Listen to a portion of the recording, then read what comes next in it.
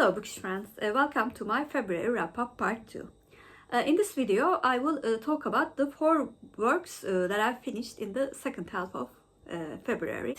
Like I did in my previous wrap-ups, I will insert the clips that I've recorded very soon after I finish those works.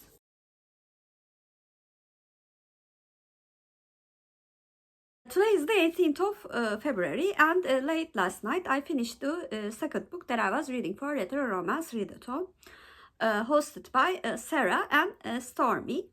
And I also read this book for category romance book club, also hosted by Sarah. This month's author for the club was Neels. And Neels is quite a retro romance author. And I read the book that she wrote in 1973, Cassandra by Chance. In this book, Cassandra is a nurse who completed her training in England. During the summer, before finding a job, she comes to Scotland to visit her sister. While her sister is on vacation with her husband, she promises to look after her nephew and niece. She hears about a lonely man whom the children called Ogre, and she decides to visit this Ogre because she feels sorry, thinking that he is a poor, lonely man. She finds out that he is a quite attractive surgeon from Holland who became temporarily blind because of an accident. They become quite sincere friends with each other, and gradually Cassandra hopes that this doctor will see her as more than a friend.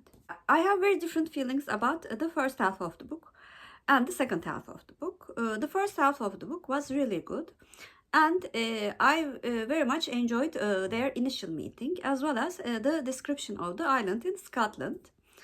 And the gradual friendship forming between the couple was quite fun to read.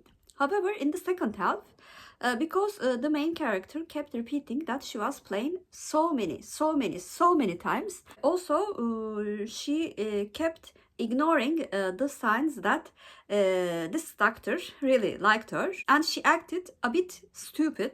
So I became quite annoyed with her by the end of the book. Well, this book became a 6 out of 10 book for me.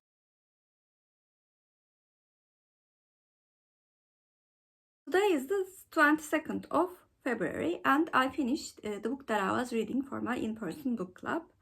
Bir Kimya Meselesi, Lessons in Chemistry by Garmus. This book has the story of chemist Elizabeth Zott, who has the courage to say that she's not an average woman in a very male-dominated field of science. In the first third of the book, we learn about her relationship with Calvin Evans and their love story. And 3 years after, she finds herself a single mother and the host of a cooking show that she uses her unique perspective as a chemist in cooking, and how she becomes a symbol for brave women in a very sexist and misogynic society of 1950s and 1960s America.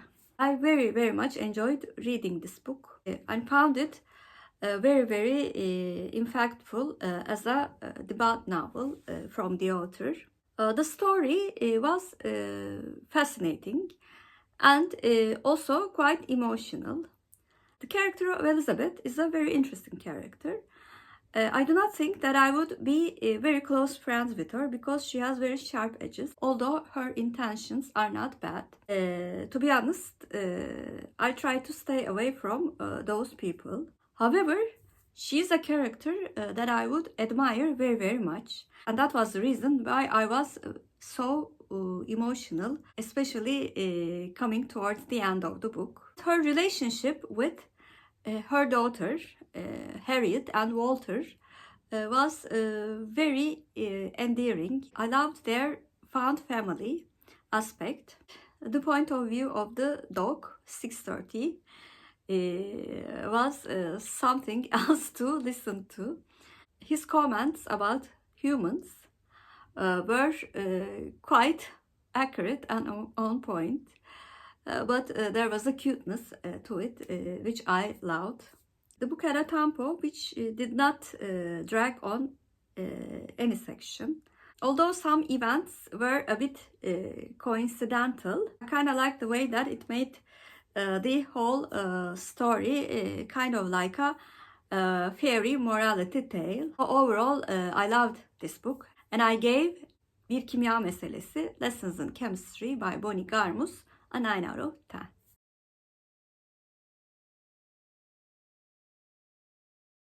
Today is the 23rd of February, and late last night I finished a short story belonging to Lunar Chronicles series by Marissa Meyer, which was titled The Keeper. This short story is contained in the collection Stars Above. This prequel story takes place in the time for the first two books, which are Cinder and Scarlet. I would heavily advise you to read both of these books before reading this short story. The story is written from the point of view of Michelle Benoit, who's the grandmother of Scarlet and also a French pilot. One day her ex-lover from the lunar planet comes with an injured child who's barely alive, says that she's Princess Selena, and they want Michelle to keep her alive before they can operate on her. I actually read this book for mardigrasreadathon for the prompt of a book with a royal in it. I really like the writing style of Marissa Meyer, and it was interesting to learn more about Michelle, whom we met in the second book. I very much enjoyed this short story, and I gave The Keeper by Marissa Meyer an 8 out of 10.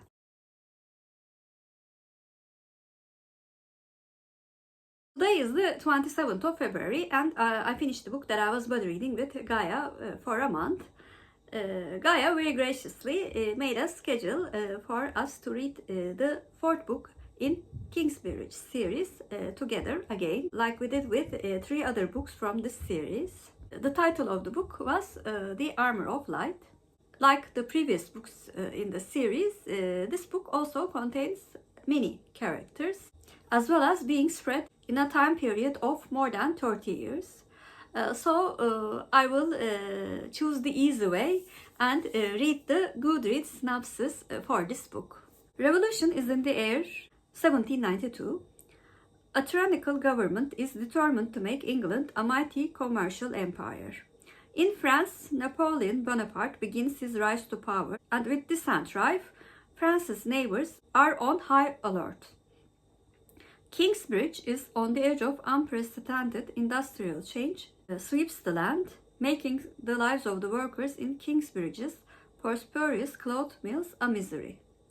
Rampant modernization and dangerous new machinery are rendering jobs obsolete and tearing families apart.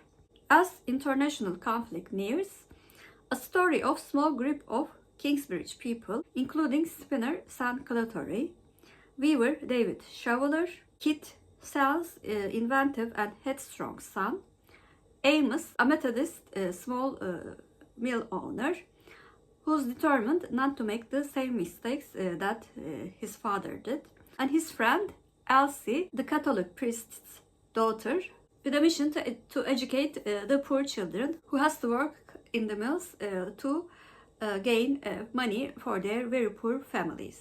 This book, like all of the books that I've read from this author, has a very, very good writing style.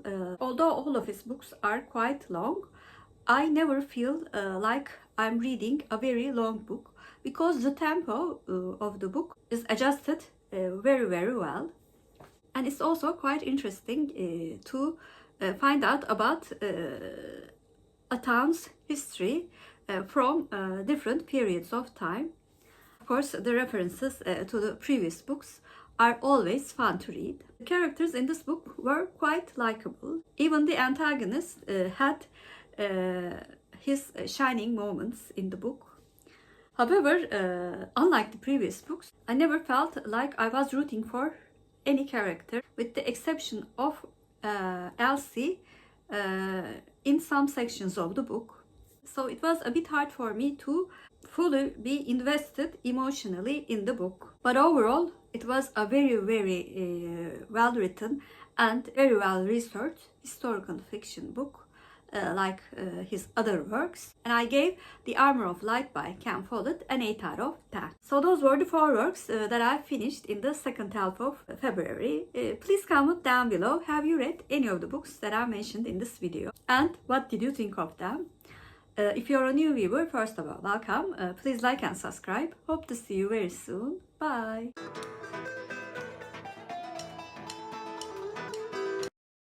As for Turkish word of the day, I'm going to choose chemistry. Chemistry means kimya in Turkish, and kimya is our Turkish word of the day. Have a good day.